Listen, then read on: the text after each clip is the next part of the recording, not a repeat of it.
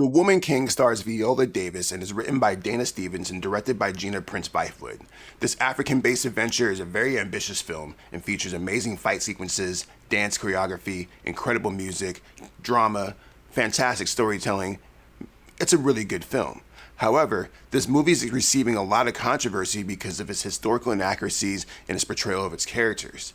But what if I were to tell you that this movie is the perfect example of perception-based writing and storytelling?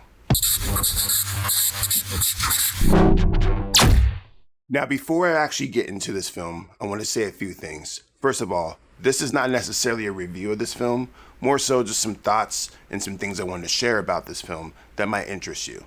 Secondly, there will be spoilers, so if you are looking for a non-spoiler version of this, this is not it. With that said, let's get into this. Set in West Africa, the movie focuses on the kingdom known as the Dahomey tribe.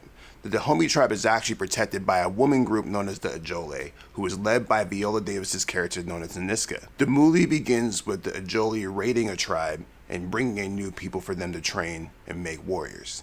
And honestly, this movie kind of glosses over one of the biggest issues that people are having with this movie.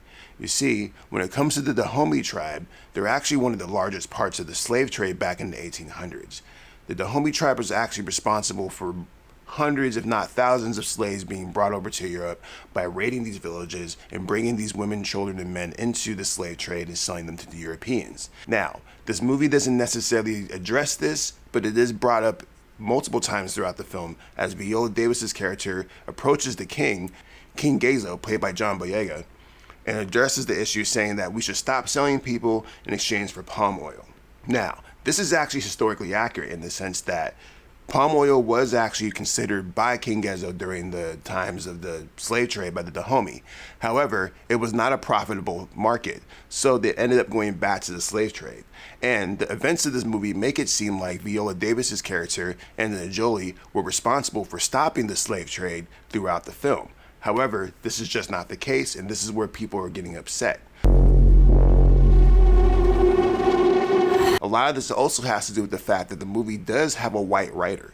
Now, I'm not trying to make this a racial issue. However, when you look at the fact that this movie is a very sensitive topic when it comes to slave trade and all of the violence depicted in this film, it's a very touchy subject and why a lot of people are trying to boycott this film. Me personally, I love this film. I thought it was a really great movie and it actually made me want more. I actually wish that this film was a little bit longer, mostly because of the fact that a lot of the characters were not developed in the way that I thought was genuine to the story.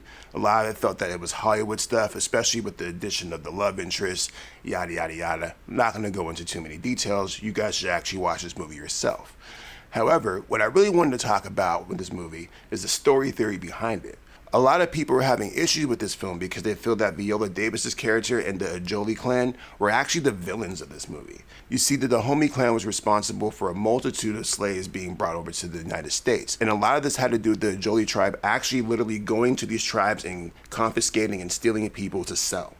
This was kind of brought up a little bit in the beginning of the movie, but this movie is definitely portrayed as though Viola Davis's character is the hero and that she's the good guy trying to save the day and trying to save the slaves. Ready for war, where you going? What I wanted to present here is that this is actually the beauty behind story theory and the power of storytelling.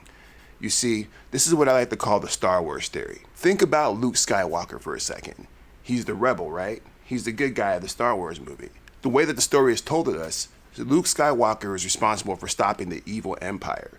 Basically, this rebel soldier going in here and stopping this evil Darth Vader guy and evil empire with these evil people with these evil intentions. However, in the eyes of the empire, Luke Skywalker is the bad guy. And I'm sure that there's propaganda and stories being shared around the empire talking about how evil the rebels are, talking about how Princess Leia is a terrorist, and talking about how certain events were transpired to make it seem as though the empire was evil. We see this happen in real life with America propaganda, Russian propaganda. Hell, World War II was powered by this. And this film is actually something that is very common in movies where they take historical stories and shift the narrative to make it seem as though the hero is not a bad guy. We've seen this happen in movies like Braveheart, 300, and many other historical based films where we see these guys seem like they're the good guy superhero with nothing wrong with them. And The Woman King is just another example of this. Honestly, you can just call this movie Black Braveheart. Because if you know the real story of Braveheart, then you know that William Wallace wasn't necessarily a great guy. But the movie Braveheart does an amazing job of making him seem like he's this amazing hero with no flaws or no type of really struggles or anything like that. And this is how Hollywood works. This is the power of storytelling. This is known as the hero's journey, a tale that we see a hero go through some type of conflict and come out good on the end. At the end of the film, we see Viola Davis become the woman king, right? And it's implied that because she's the woman king, that slavery is done and it's all good. However, historically speaking, this is not the case, which is where a lot of the controversy comes from.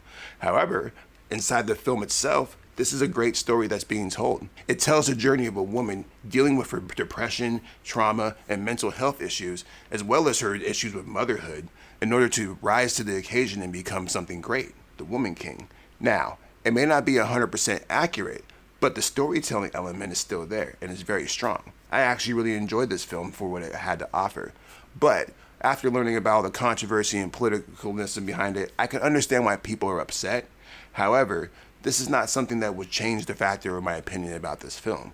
I think this is a great film. I think Viola Davis did a great job, and Gina Prince Bythewood did an amazing job of directing this film. It's something that I think everybody should see.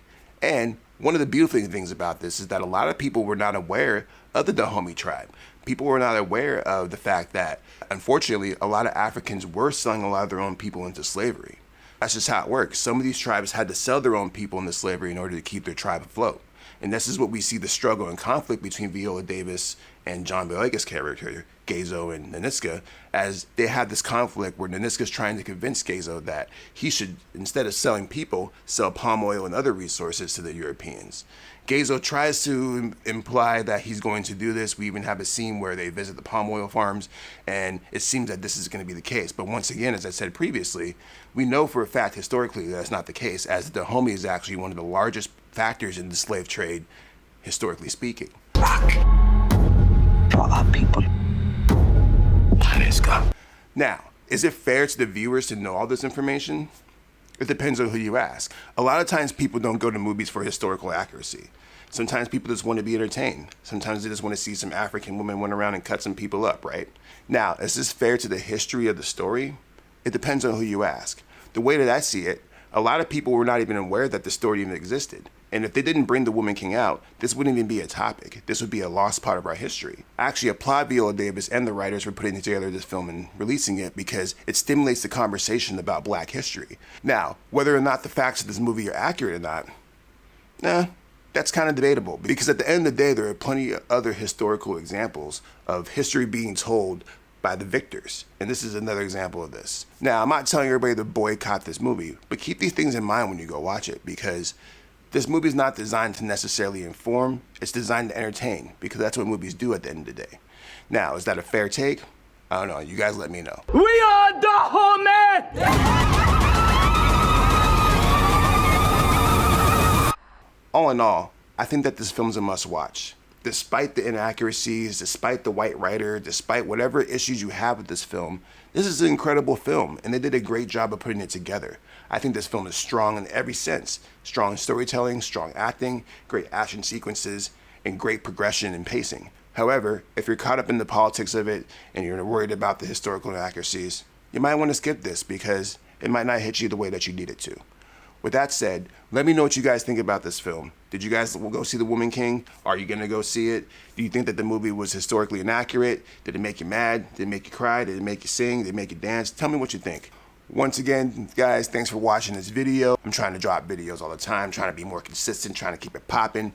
We're on a quest for 1,000 subscribers. If we get to 1,000 subscribers, some magical stuff may happen. Who knows? I'm not trying to put too much hype into it.